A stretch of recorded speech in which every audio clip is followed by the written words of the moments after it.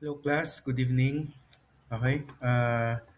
This is our discussion in relation to our topic, legal obligations and fiduciary duties of partners. Chapter 2 ng ating lesson, Law on Partnership. The last time we meet in the school, we discussed Chapter 1. So, by way of review, what what what have we discussed in Chapter 1 is the plain definition of law on partnership under Article 1767. As a reminder, ano nga ba ang definition ng partnership? Partnership is partnership occurs when two or more persons contribute money, property, or industry to a common fund for the purpose of dividing the profits among themselves. So take note, class. Uh, why do we need to study the definition of partnership? Because one problem that the examiner can give you in the actual board exam is to determine whether there exists a partnership.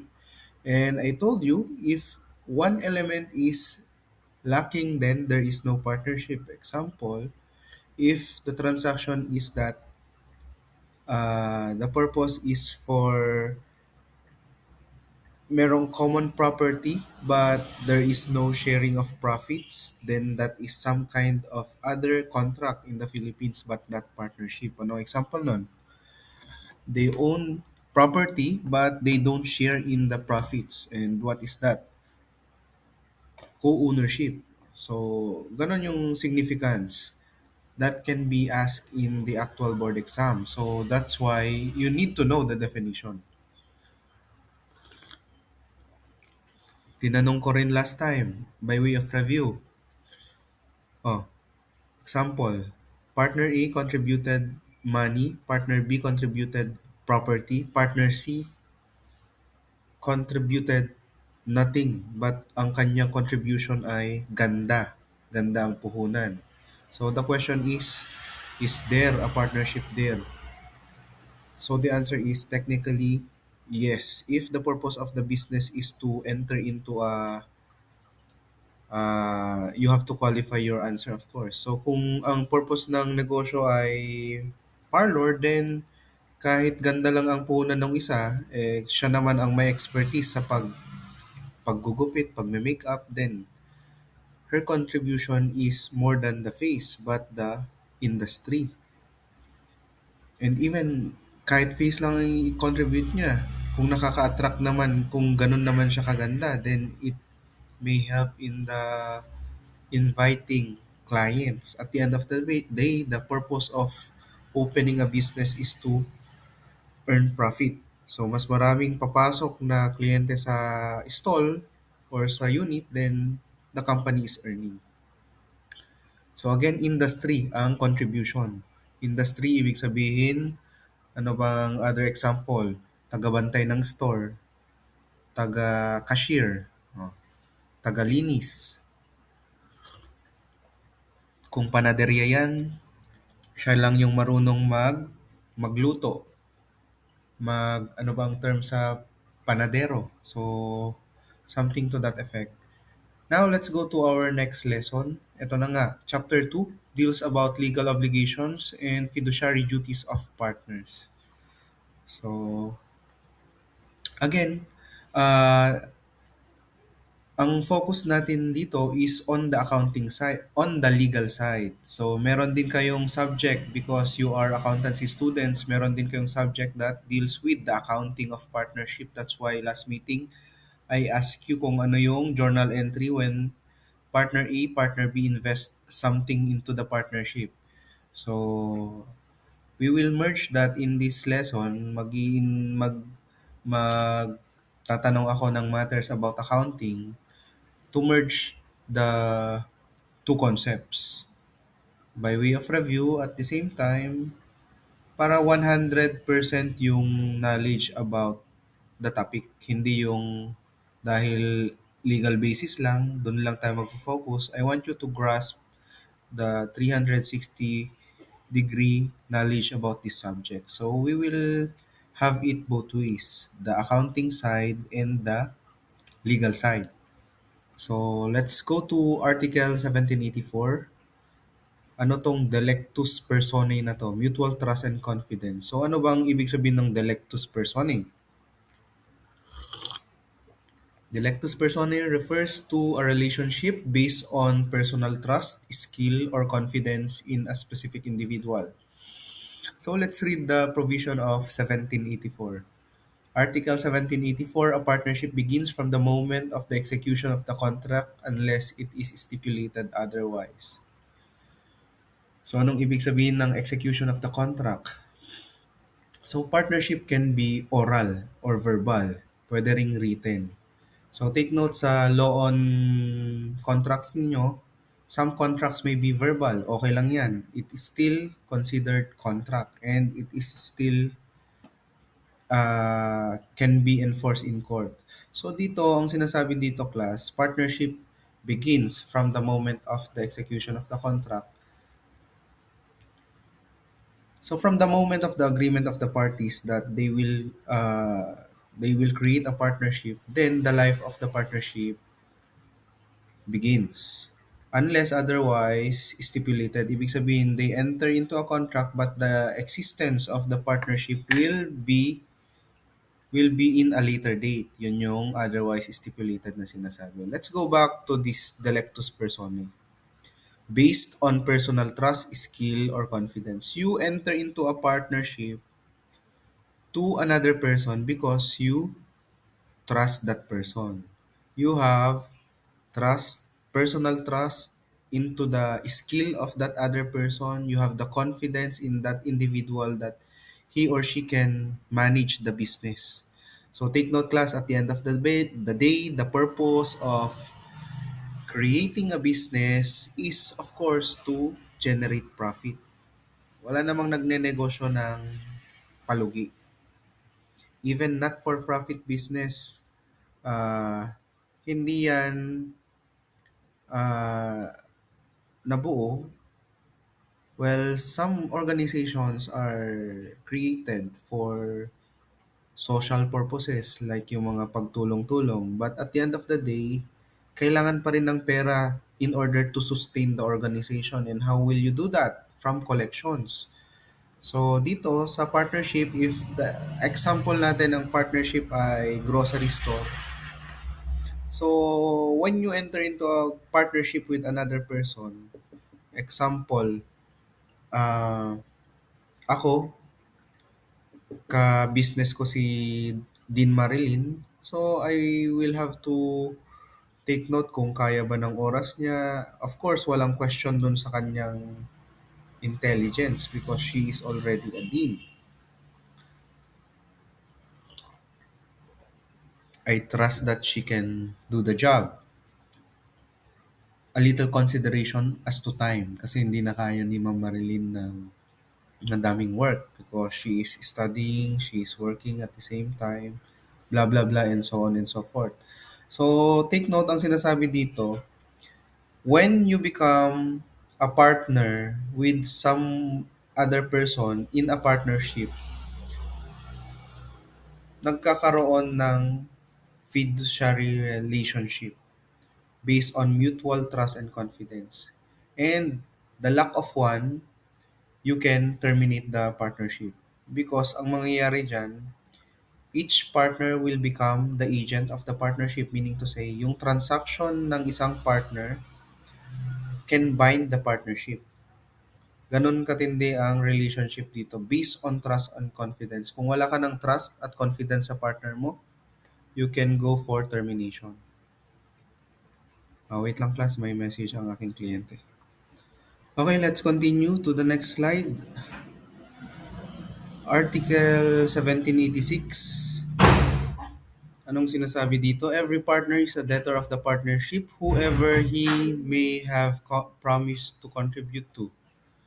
Whatever he may have promised to contribute thereto, he shall also be bound for warranty in case of eviction with regard to specific determinate things which he may have contributed to the partnership in this same cases and in the same manner as the vendor is bound with respect to the vendee. He shall also be liable for the fruits thereof, from the time they should have been delivered without the need of any demand.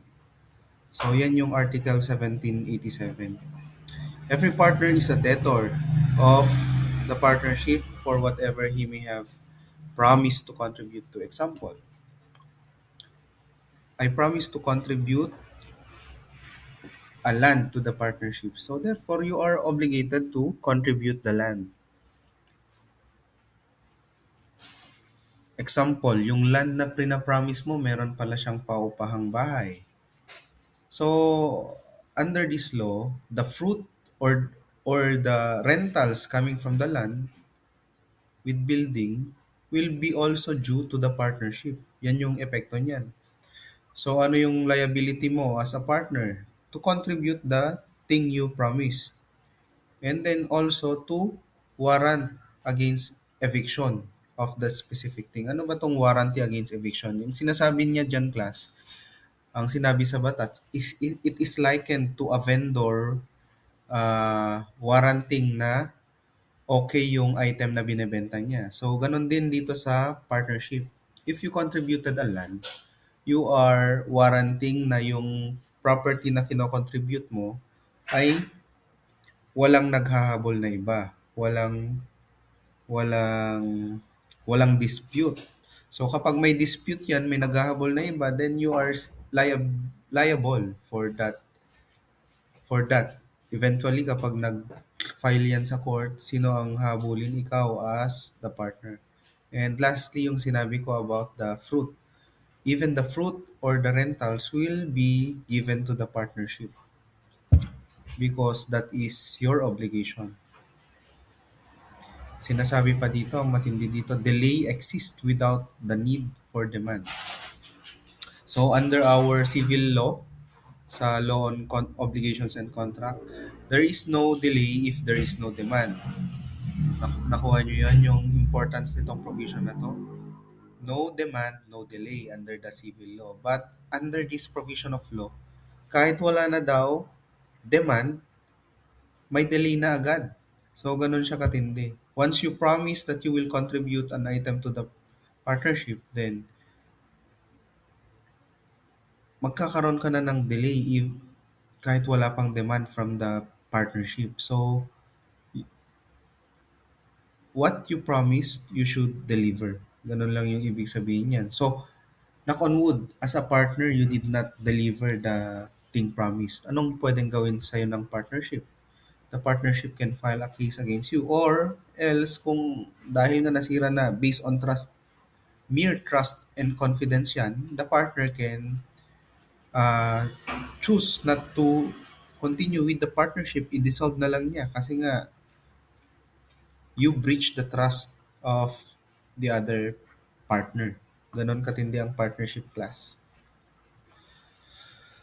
Okay, let's continue. Nga pala, I prepared 20 slides for this lecture. Sige, tapusin ko lang ng 30 to 45 minutes. Then, it's up to you kung for your preparation for the prelim exam. Okay, next, appraisal of goods. So, of course, when you contribute items to the partnership, especially kapag goods yan, medyo, example, palay, medyo mahirap, 'di ba? I-check kung paano ba natin dapat 'yan. Example, isang truck ng asukal. So how will you value that truck of asukal, 'di ba? So under 1787 itong sinasabi niya. Merong hierarchy of valuation. Unang-una diyan is stipulation in the contract. Kung ano ba ang stipulation, meaning to say agreement between the partners. Absence nung stipulation in the contract, then expert appraisal, and then current market prices. Note, subsequent changes in the value are for the account of the partnership. Anong ibig sabihin niyan? Example, ang goods na non-perishable goods na nai-contribute sa partnership ay gold. O gold is a good. Can be considered a good. So subsequent changes in value of gold, it will be on the account of partnership. So ano ang journal entry na naman yan? Pwedeng debit ka ng gold, credit ka ng partner capital kung sino yung may contribution nung gold. So dati naabutan ko ang market price ng gold way back 2020 around 3,000. Ngayon, nagpipik na siya. 5,000 na naman. Ay, di ba? Ang saya mag-invest sa mga ganyan. Pero ang very risky niyan biglang bagsak. Anyway, wala pa tayong approved na brokerage firm dito sa Pilipinas that can cater into multinational investments like mga US stocks and gold commodities, wala. So, may mga iba like yung mga international brokerage companies but they are not approved yet ng SEC. So, ingat tayo sa pag-invest. Na-try ko na actually mag-invest sa global market. Pero since wala pang ang approval ng SEC, hindi tayo makagawa ng vlog for the purpose of promoting. Wala eh. Ayaw mag-approve ng ano pa ng SEC. Very outdated. Okay, let's continue. Next slide. Industrial partner, 1789. So there are many kinds of partner. We have the capitalist partner, meron tayong industrial partner, meron tayong tinatawag na capitalist industrial partner. So what's the distinction? Industrial partner, ito yung example ko kanina, naganda lang yung kanyang puhunan. Walang may contribute na pera, property, but meron siyang industry ang pwede niyang i-contribute. Example, partnership na pagtitinda ng tinapay. Yung industrial partner doon is can be considered the panidero. Capitalist partner ka nga, ikaw nag-contribute ng pera pero hindi mo naman alam kung paano gawin yung tinapay. So you cannot build a business on your own. You need another person. So yun yung industrial partner mo. So, merong prohibition for a industrial partner cannot engage in business for himself. Absolute prohibition, any business, hindi siya pwedeng mag-venture. Kasi nga, kailangan ng 100% attention sa partnership business. The partnership owns their entire industry. Okay? So, yan ang industrial partner. May prohibition. He cannot, take note of this, cannot venture in any business for himself. Total prohibition. But for capitalist partners, they can. Merong, merong hindi absolute na prohibition but limited prohibition. Ano lang ang bawal sa kanya? The capitalist partner cannot invest in or engage in any business that is related to the partnership business. Pwede siyang mag-invest sa iba, but not with a business similar to the existing partnership. Next slide. Sanctions on the industrial partner for violating 1789. Example, gumawa siya ng another business. Ang remedy ng capitalist partner ay to kick out the industrial partner in the partnership or disgorgement. This the benefit, yung kinita niya dun sa another business can be seized, kukunin nila. And then, merong damages for both. So, anong case ang pwedeng i-file? The capitalist partner can file a case in court. Pwedeng MTC yan, pwedeng RTC. Depending upon the involved amount. Next topic.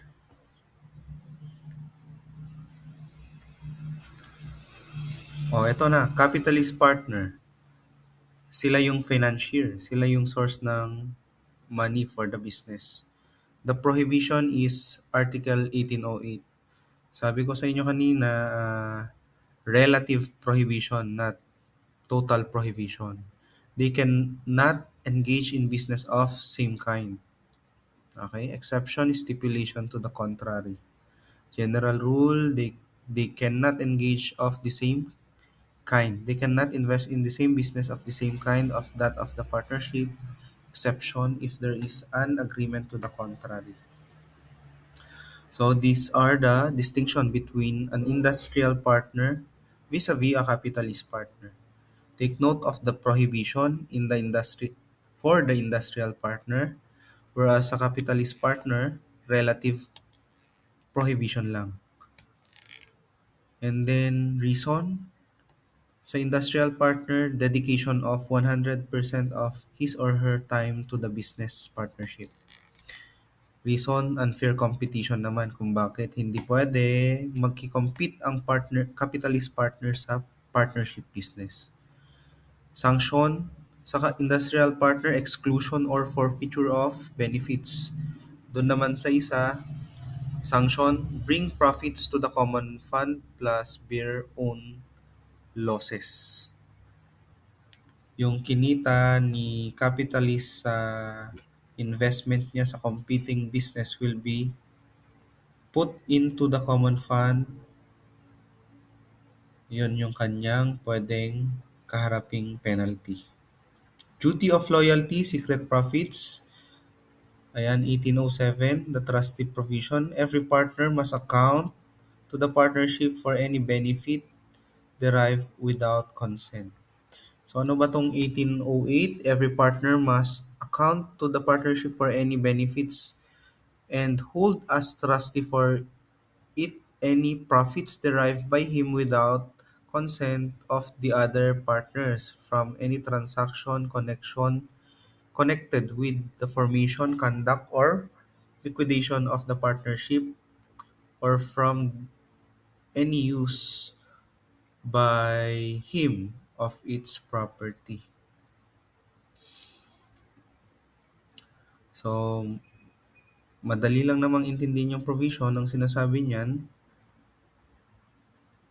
dahil nga fiduciary ang relationship ng partner to the other partner, then the partner should account kung ano man yung nare-receive niya from the to the partnership, i-account niya sa partnership and to the other partner. So ah, merong tinatawag na transparency kasi nga based on trust and confidence ang relationship ng partnership. And then kung may kinita yung isang partner, it will hold the profit as a trustee. So kailangan niyang ibalik yung pera sa partnership and hold as trustee for it any profits derived by him without consent of the other partner from any transaction connected with the formation, conduct, liquidation of partnership. So, ganun katindi. So, what is the possible crime or offense that can be filed against a partner for not surrendering or not transmitting to the partnership the money he got from the partnership business. So, ulitin ko yung tanong, ano ang pwedeng ikaso sa isang partner who have not remitted to the partnership the income that is supposed to be earned by the partnership? So, ang kaso na pwedeng i-file ay since that money is owned by the partnership and not by the partner anymore because of the concept of separate personality, juridical personality, the case that can be filed is qualified theft. Okay? Qualified theft. Hindi estafa ang pwedeng ikaso dyan, but qualified theft. The reason being is one of the element of estafa was not met. Yun yung juridical possession. The owner of the asset that being stolen or not remitted to the partnership is owned by the partnership. So, technically, walang juridical possession. And in that case, qualified theft. So, pasensya na for discussing this, at least additional information to you. So, pwedeng ikaso dyan, qualified theft later on, but not estafa. Because of the absence of juridical possession, at the end of the day, the collection is owned by the partnership and not by the partner. Take note of the doctrine, separate juridical personality for the partnership. Absent that juridical possession, ano ba ang juridical possession? Juridical possession means that you can use that as a reason not to transmit that to the owners. Parang may set up mo siya as defense to the owners na sinasabi mo that is your property. But in this case, hindi yan property ng partner but the property of the partnership. So there is no juridical possession. In that case, the criminal case that can be filed is the offense or felony of qualified theft. Next topic, 1792, credit management, the one receipt rule. So ano bang sinasabi dito? If a partner authorized to manage collects a demandable sum which was owed to him in his own name from a person who owed the partnership another sum, also demandable, the sum thus collected shall be applied to the two credits in proportion to their amounts, even though he may have given a receipt for his own credit only, but should he have given it to the account of the partnership credit, the amount shall be fully applied to the latter. Okay? So, the provisions of this article are understood to be without prejudice to the right granted to the other debtor by Article 1252, but only if the personal credit of the partner should be more onerous to him. So, anong ibig sabihin nito? Example, meron tayong isang managing partner. Anong ibig sabihin ng managing partner? The partner who manages the affairs of the partnership. So,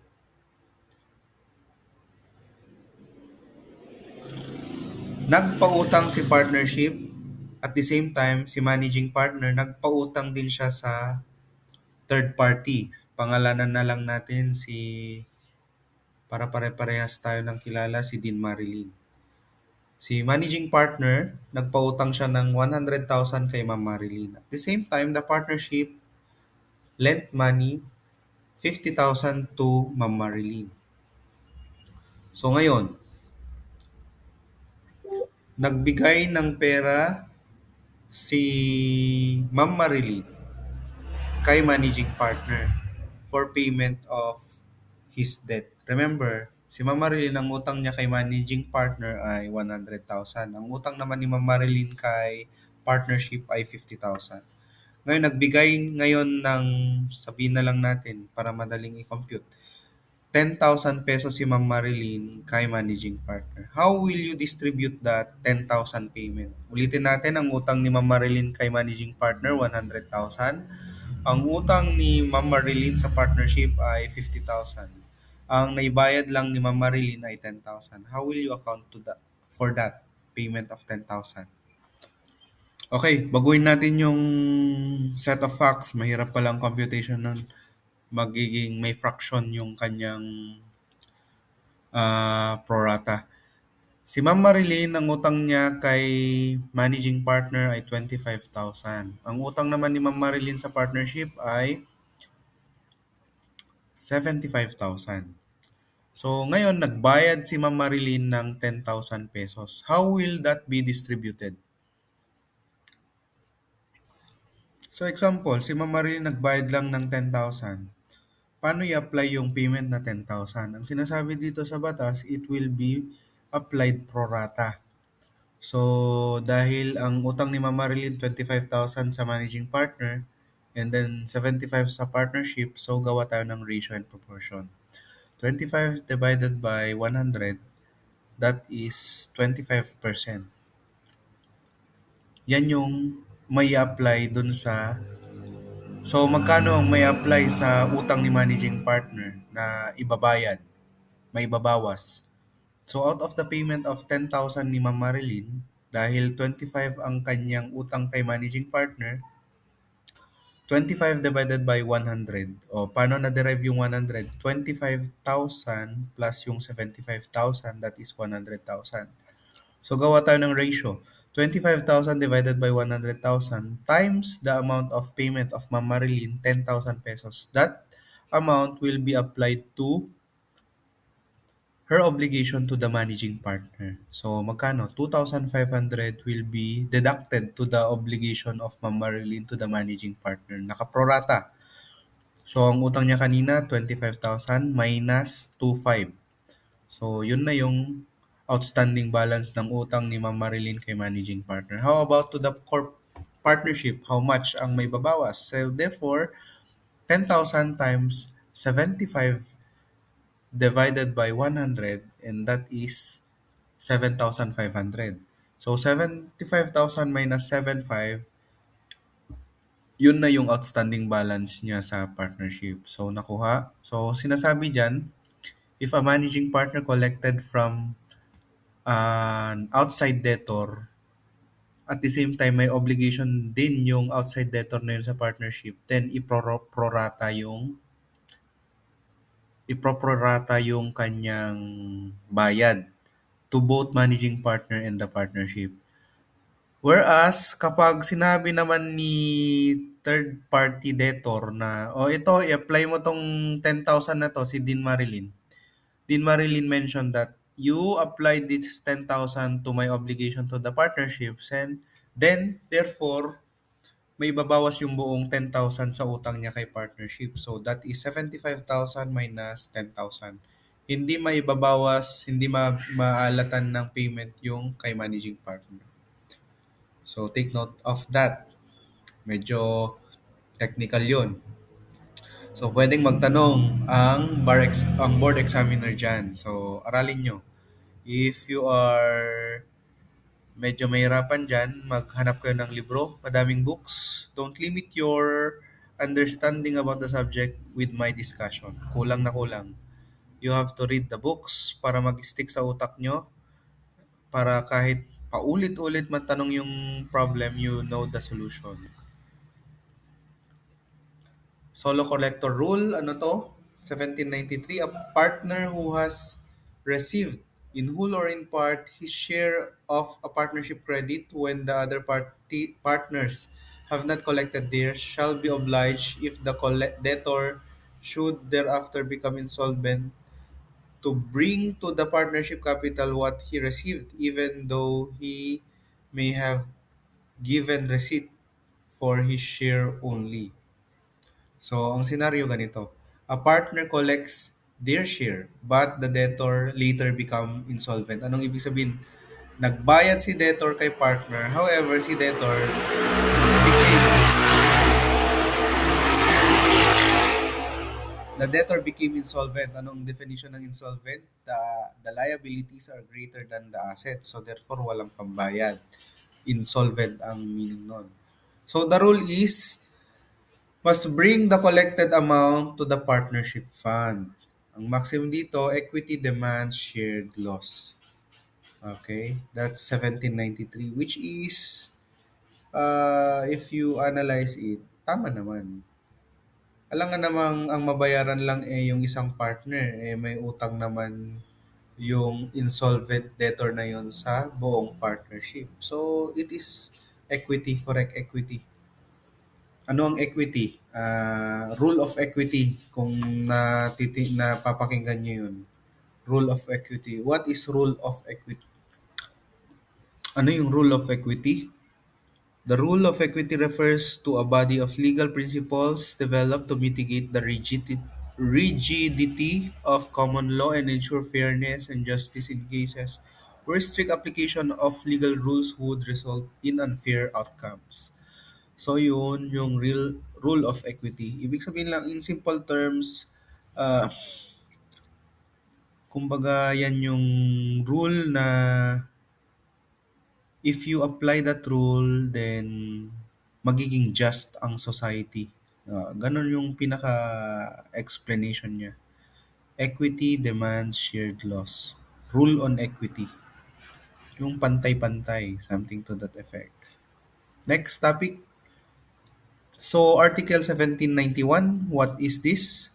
Obligation to capitalize. Imminent loss. In case of imminent loss, majority may decide to contribute additional capital. So, ang tinutukoy nito, yung partners. Refusal to contribute, kung ayaw mo mag-contribute ng additional investment to the partnership to save the company, then sell obligation to sell interest to others, to the other partners. Take note, industrial partners are exempt from this. So, what happened here? The business operated for quite some time but nag-incur siya ng heavy losses. So, basically, palugi na yung negosyo. So, under the partnership law, to save the company, the partners are required to contribute additional or to infuse additional investment to the partnership to save the company. Bakit? Ano bang journal entry niyan? Pag re-require silang magpa-contribute, debit ka ng asset, credit ka ng partner's capital. However, there are instances wherein the partner tingin niya sa sarili niya, hindi na mabubuhay yung partnership, so therefore, ayaw niya na mag-contribute. Ganun lang naman yun eh. Ba't pa ako magko-contribute yan? Malulugi din naman. Di hayaan na lang natin. Benta na lang natin yung assets kung ano yung matira. Yun na lang, paghitian na lang natin. Correct? Ganun yung ibang mag-iisip, di ba? Correct? However, kung minahal mo na yung partnership, nagkaroon ka na ng pagmamahal, connection, kasi when you start a business, parang anak mo na yan, aalagaan mo, a-attendan mo every day. So in that case, kapag napamahal ka na sa negosyo, then you, the ultimate goal is to revive the company. So you will do whatever within your capacity to bring back the life of the partnership, including investing additional investment or capital. So kung ayaw ng partner mo na mag-contribute, then ang kanyang pwedeng gawin is to sell his interest to the other partners. So, paano ang journal entry niyan? If you analyze, remember this as I mentioned last time, how will you journalize that? What is the value received? What is the value parted with kung nahihilo kayo sa journal entry? But I hope hindi na kasi dapat yan yung basic na matindi ang analysis nyo dyan. What is the value received? What is the value parted with? In this case, ibebenta na yung equity ng isang partner na ayaw mag-infuse ng additional capital. So therefore, i-debit mo yung kanyang equity account and then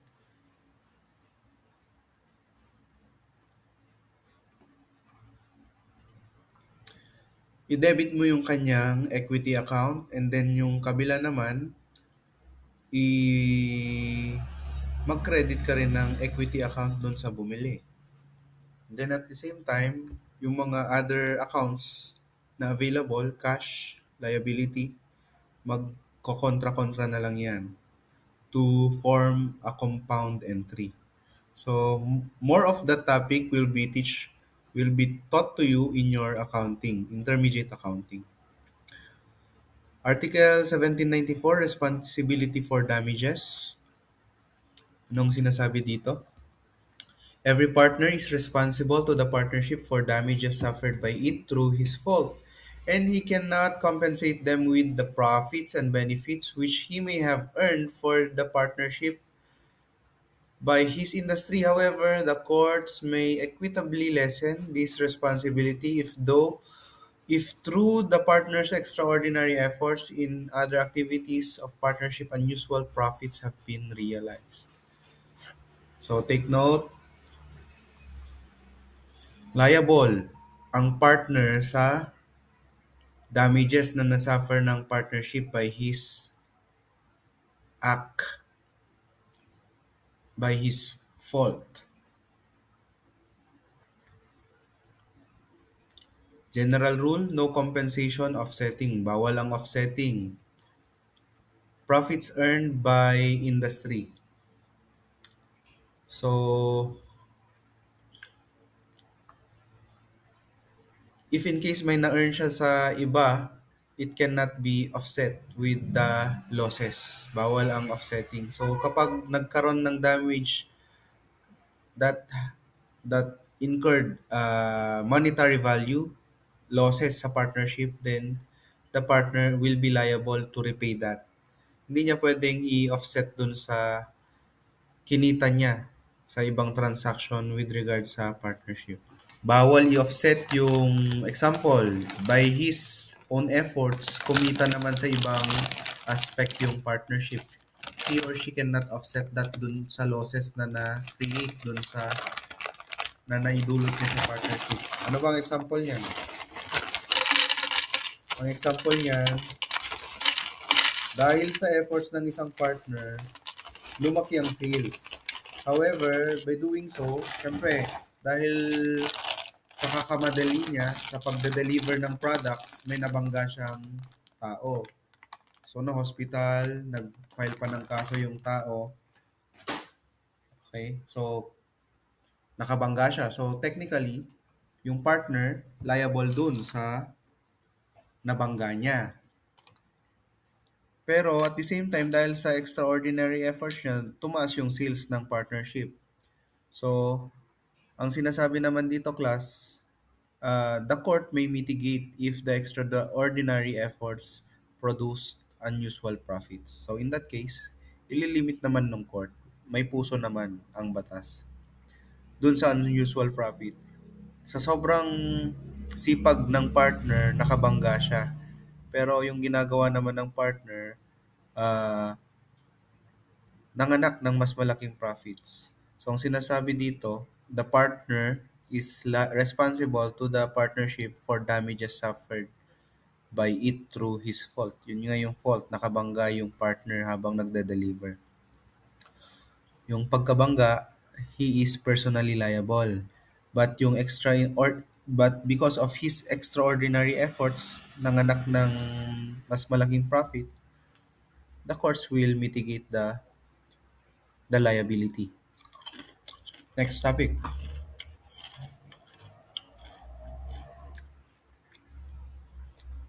Risk of loss, Article 1795. The risk of specific and determinate things which are not fungible contributed to the partnership so that only their use and fruits may be for the common benefit shall be borne by the partner who owns them. If the things contribute are fungible or cannot be kept without deteriorating, or if they were contributed to be sold, the risk shall be borne by the partnership. In the absence of stipulation, the risk of the things brought and appraised in the inventory shall be also borne by the partnership. And in such case, the claim shall be limited to the value at which they were appraised. So take note nito. Risk of loss. Oh, importante tong provision na to. And maybe as sa board exam. Sino ang may risk kapag ang ininvest or ang ang nai-contribute sa partnership ay specific slash determinate thing?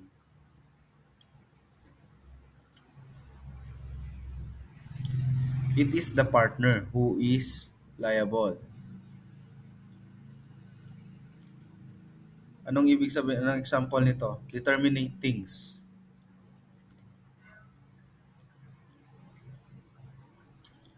I-define muna natin what is a specific slash determinate thing. Ano naman ang fungible thing? Sample ng determinate thing, isang sasakyan with plate number ABC123. That is a determinate specific thing. The risk of loss is with the partner.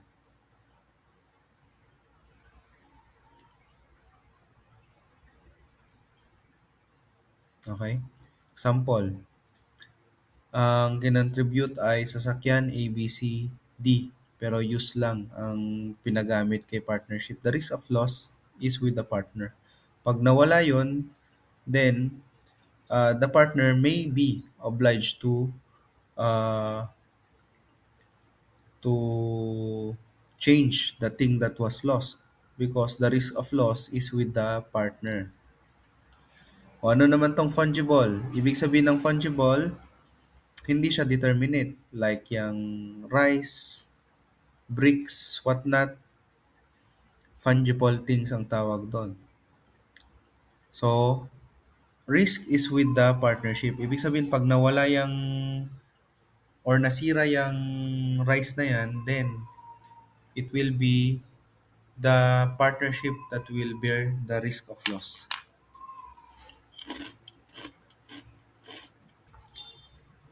Question.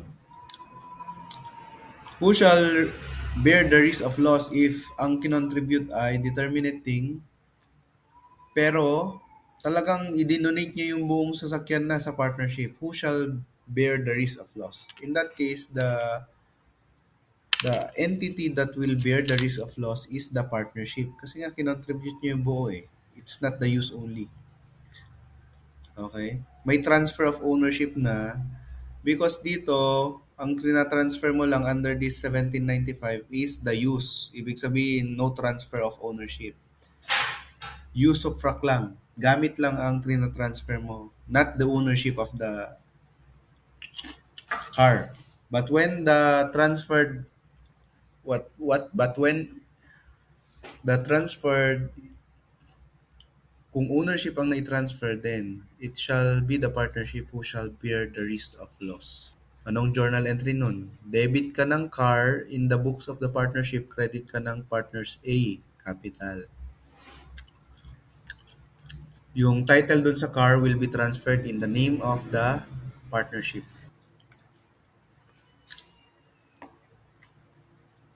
Okay, I have few slides left. Bilisan natin. May isa pa akong gagawa ng online class. Distribution of profits and losses, Article 1794. So, the number one, hierarchy kasi ito. Kung walang, ang masusunod, agreement.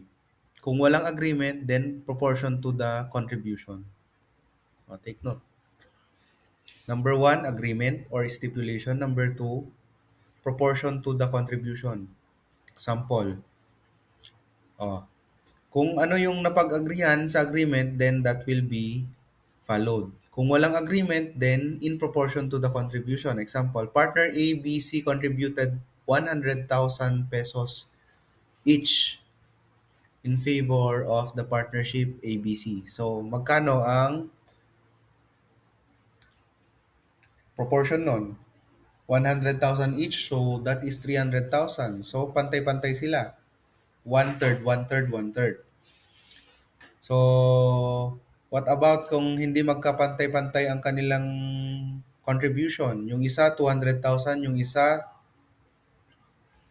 200,000, yung isa, 100,000, amounting to total 500,000. So, gawan natin ulit ng ratio and proportion. 2/5, 2/5, 1/5. So, yung 1/5 is, ilan ba yun? 20%, 25%. So, yun yung proportion. So, yun na yung proportion. 2 divided by 5, 2 divided by 5, and 1 divided by 5. So, 20%. 25. Diba? Hirapan naman na akong mag-divide. 1 divided by 1 divided by 5 is 20%. Yung dalawa, tig 40%. 40, 40, 20. Total of 100%. So, the question now is, what if merong industrial partner? So, ang sinasabi dito sa industrial partner,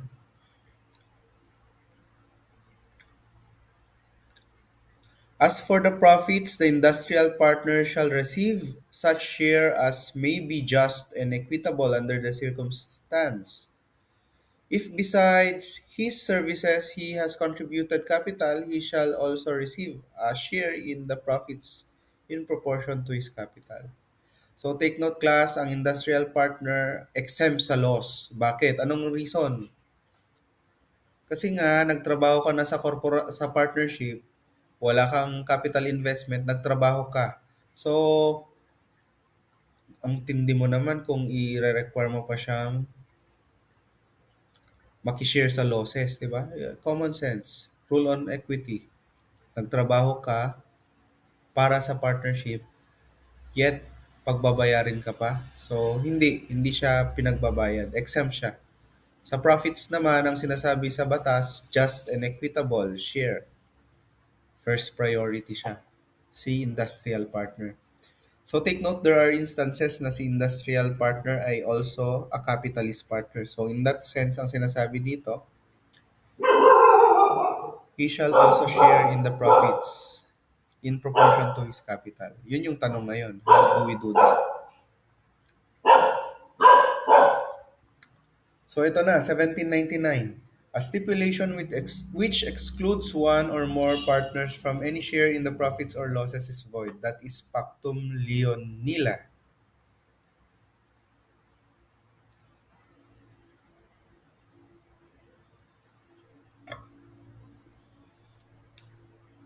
So take note lang dito, industrial partner is exempted from losses by law, not by contract.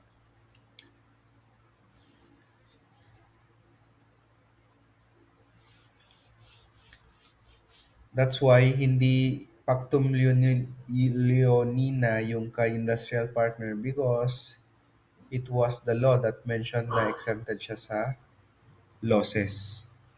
Take note of this, baka lumabas yan sa exam nyo. Pactum Leonina. So, 1800. The partner who has been appointed manager in the Articles of Partnership may execute all acts of administration despite the opposition of his partners unless he act in bad faith and his power is irrevocable without just or lawful cause. The vote of the partners representing the controlling interest shall be necessary for the revocation of power. Power granted after the partnership has been constituted may be revoked at any time. Appointed in the Articles of Partnership, power irrevocable without just cause. Revocation requires controlling interest plus just cause. So take note, kapag na-appoint ka as ano ba tong management na appoint? Yan yung tinatawag na managing partner. So ang managing partner kapag na-appoint daw during the start of the partnership, during sa paggawa ng articles of partnership na nare-rehistro sa SEC, irrevocable ang kanyang power. Irrevocable yan. Hindi pwedeng tanggalin ng basta-basta without just cause. You have to justify the removal of the managing partner. Pero kapag na-appoint yan after the constitution of the Articles of Partnership, the power is revocable at any time. If hindi na masaya sa'yo ang mga partners, then they can remove you as managing partner.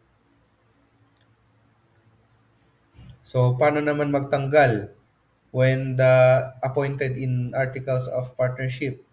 Controlling interest plus just cause. Ibig sabihin ng controlling interest kung sino yung ah, may pinakamalaking investment sa partnership, 50% plus 1. So, majority ang basis requires controlling interest. At the same time, kailangan ng just cause.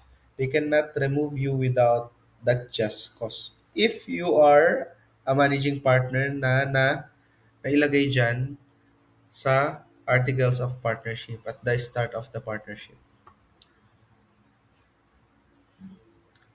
So, what if may two or more managers? Paano ang division of labor ng kanilang power? So, sa Article 1801, kapag walang specification, then each may execute acts. Conflict sa kanilang decision, majority will be followed. Kapag tie, controlling interest ang mangingibabaw. So, two or more managers, walang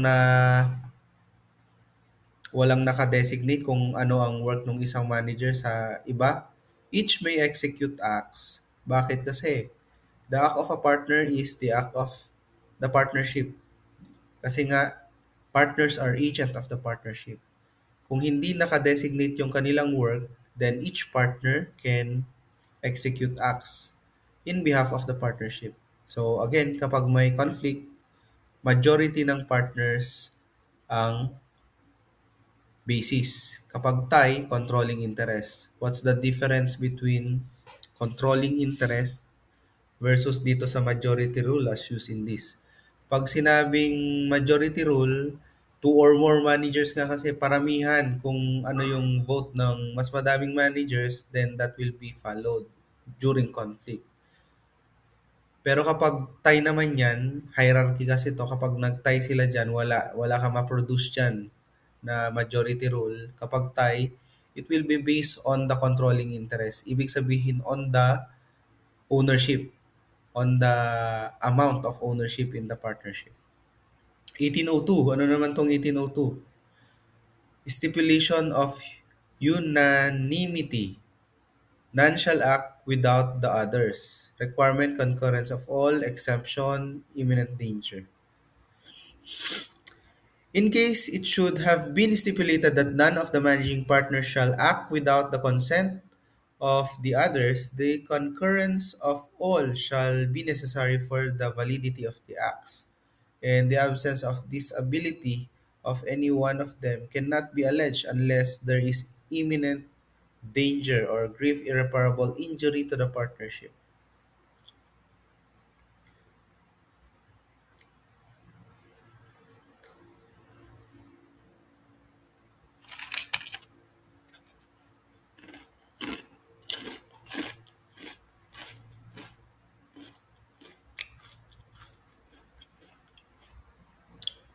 Take note, when silence reigns, manner of management not agreed upon. Ito na nga, yung kapag walang na i-delegate na manager, rule number one, mutual agency. All partners are agents.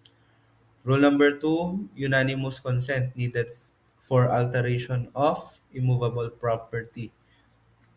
So there must be unanimous consent from the partners kapag babaguhin ang immovable property. Take note of that.